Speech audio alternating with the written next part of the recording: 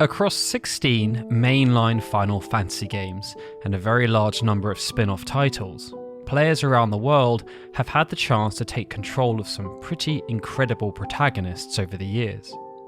But they've also had the chance to square off against some of gaming's most popular antagonists too, with the likes of Kefka and Sephiroth, and Kain, Cypher and even Ultros often adorning popular lists about that very subject. Now, normally, players are locked into only controlling the good guys, but sometimes they've been able to take control of the bad guys too, either because the sentiment of the story had been reversed and they became the good guys by default, or because they had a change of heart and simply switched sides. It's those instances that we're going to be covering today. Now, before you all start shouting, "Come on Daryl, did you forget all about the Dissidia franchise?" Because of course, in those games you can play as the majority of the franchise's most evil villains, the short answer is no, I didn't forget. I just felt like including villains primarily based on Dissidia would be a bit of a cop-out. So with that in mind, please join us as we run through 7 Final Fantasy bosses that you were also able to play as, with the caveats that we're only picking 1 entry per game, and that characters must not have appeared in another game before they appeared in Dissidia. As the first ever antagonist to grace the franchise, Garland lives rent-free in the minds of early adopters of that original Final Fantasy. Right from the off, Garland was positioned as a knight who fell from grace. Once a champion of Cornelia, Garland ended up becoming corrupted, kidnapping Princess Sarah and escaping to the Chaos Shrine, before then holding her for ransom. The King of Cornelia was rather perturbed by this sequence of events, as Garland was once a valued member of his royal forces, and he therefore commanded the Warriors of Light to rescue his daughter and put an end to Garland. That initial quest proved to be a success, at least on the surface, for Garland was enacting a much larger plot that culminated in the creation of the 4 Fiends and his eventual transformation into Chaos. He was, of course, defeated, but from that point on, Garland continued to have guest appearances across the franchise, with the most prominent coming via the 2022 spin-off called Stranger of Paradise Final Fantasy Origin.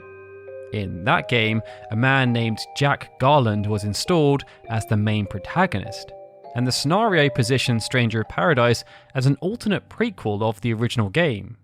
Thus, players adopted the role of the original game's main antagonist, as they sought to overcome the evil Lufanian plot and free Cornelia from their grasp, while also working with a small group of allies to identify and train would-be Warriors of Light. When Ardyn Izunia was first met in Kingsglaive Final Fantasy 15, he didn't seem to have main villain vibes.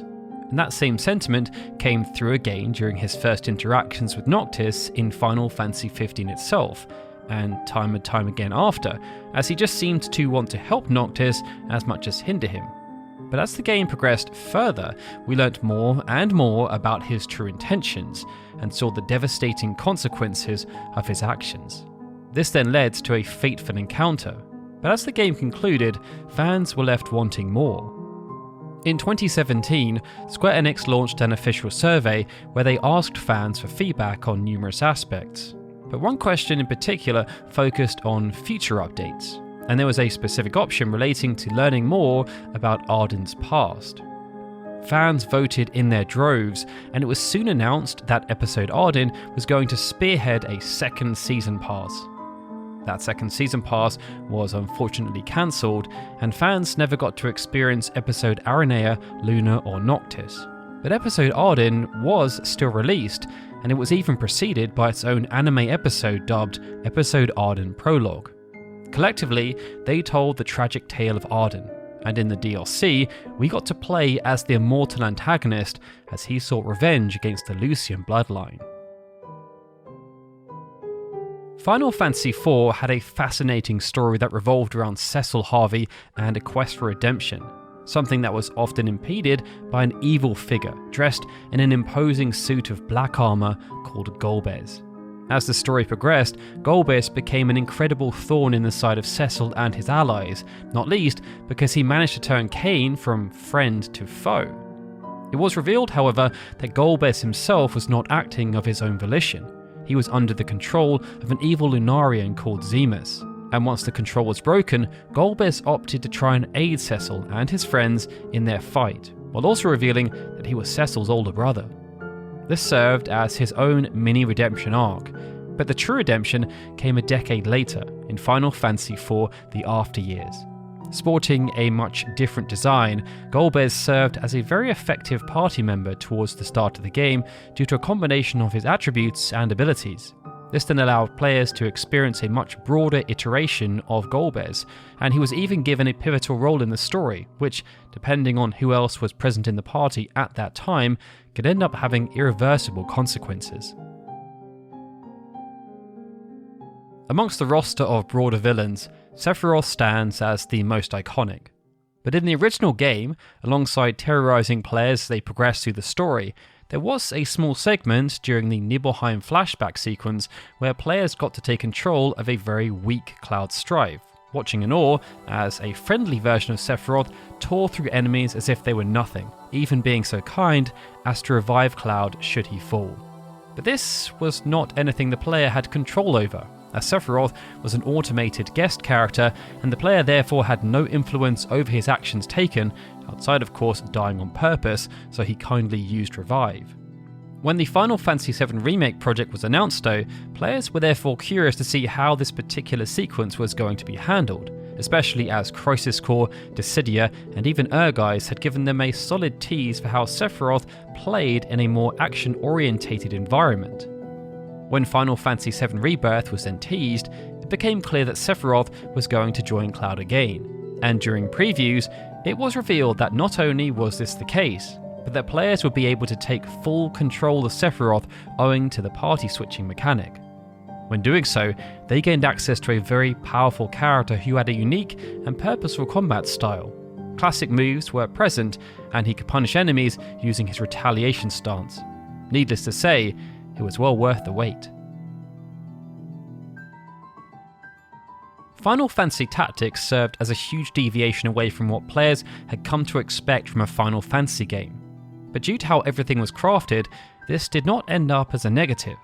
Players were gripped by a narrative that was full of intrigue and skullduggery, and by how much the gameplay systems evolved many of the progression concepts that had been introduced in Final Fantasy V. But perhaps one of the biggest changes was that, even though there were set protagonists that were fixed, such as Ramza and Agrias, players were also able to recruit plenty of named and generic allies to join their cause. Many of these were sympathetic to Ramza, and simply wanted to help as a way of saying thanks, with Mustadio being one of the more famed examples. But others ended up switching sides after seeing the error of their ways, and amongst this group, perhaps the most notable was Marach Galthina. Marach, along with his sister Rafa, was forcefully adopted by Grand Duke Gareth Barrington after he burned their village and killed their parents. They were too young to realise this, however, and like many of the other orphans adopted by Barrington, were more than happy to serve him as a way of saying thanks. Rafa, however, started to remember the truth after being abused by Barrington on numerous occasions.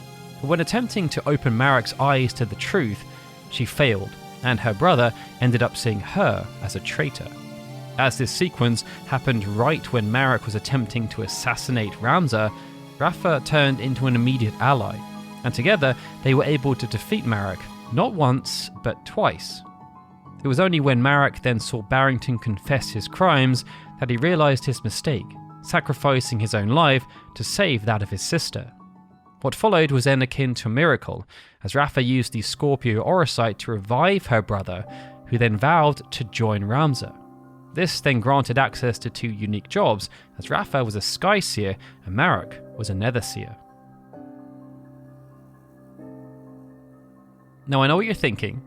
Daryl, you said you weren't going to include any characters from Dissidia, right? Well, this is one of those glorious technicalities, because even though, yes, Chaos did appear as the main antagonist in the original Final Fantasy, The version of Chaos that appears in the Dissidia franchise is, according to the lore, a different iteration of Chaos that was created by Cid of the Lufane, and therefore it's very different from all the other antagonists who also featured in the sub-franchise over the years.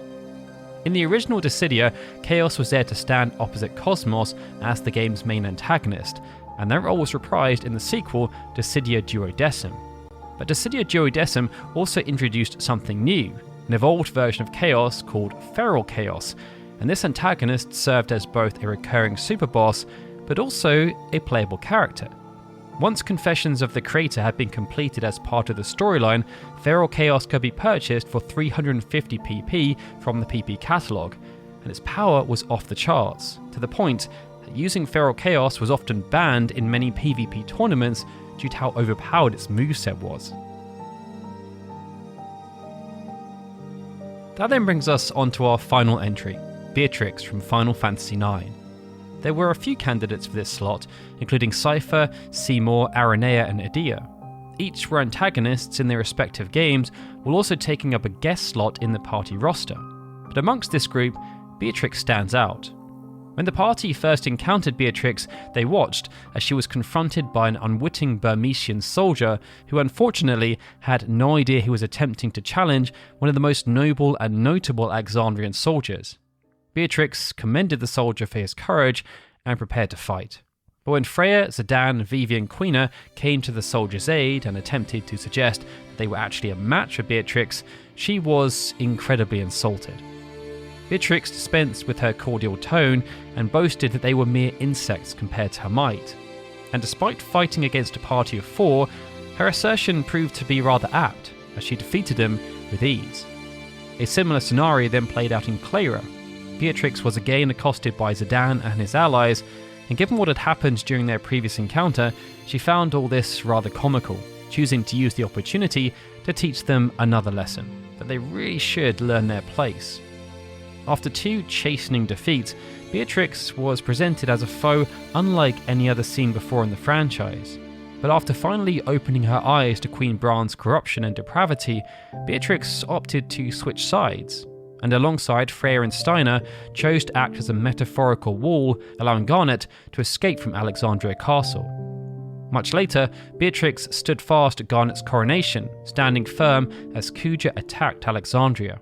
She rushed to the kingdom's defense, and after helping to determine the strategy for defending the city, she took to the streets alongside Steiner to fight off Kuja's evil Mystodons. And this turned out to be a pretty special sequence. Unfortunately, it was the last time we got to play as Beatrix, but it was a sequence that many fondly remembered, even if it was short-lived. And with that, they were 7 bosses you eventually got to play as. Be sure to share in the comments below which of these you've enjoyed playing as the most, and if you enjoyed the video, feel free to hit that like button and subscribe for more. Also, I'd like to apologise for my voice. I've been pretty ill recently, and hopefully it didn't detract too much. Right everyone, with that, this is Daryl signing out. As always, I'd like to give a big thank you to all of our Patreon and YouTube membership supporters, especially Benjamin Snow, Christopher Gardner, Clever Chavez, EXP Required on YouTube, Frederick Forrest, Gregory and Stephen, who are super special Onion Knight supporters. And of course, a big thank you to everyone for watching this video. I'll see you all again soon for more Final Fantasy goodness.